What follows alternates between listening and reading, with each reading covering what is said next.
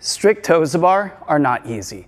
It's great if you can do them, and getting your toes to the bar would be the goal, but when you're doing this as an exercise in your gymnastics programming, you do not need to go all the way to the bar to reap the benefits. But what you do need to do is make sure that your legs stay straight. The longest muscle in your body is your sartorius. That muscle is a hip flexor, and it runs from the inside of your knee all the way up, and it attaches to the hip.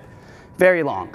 When your knee is bent, it is active, but not the entire length of it. What we want is a straight leg, completely locked out. If you can straighten your leg more, it's not straight enough. Straighten your leg all the way out, and that sartorius will activate. When you're doing that also, rectus femoris here is pulling on the kneecap, straightening the leg. These are two major muscle groups that you don't exercise when you are doing bent knees. Even when your leg is slightly bent, it still deteriorates the amount of work you put into the sartorius and rectus femoris.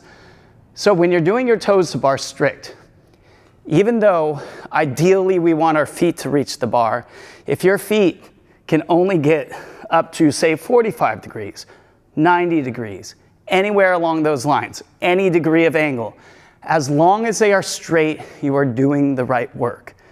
We are trying to build the strength in a straight leg position, which is completely different than the strength for a bent knee position.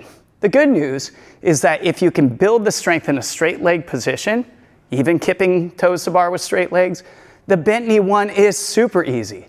But if you are always training a bent knee, toes to bar, it is not going to be of as much benefit because you're not working all of the hip flexor muscles.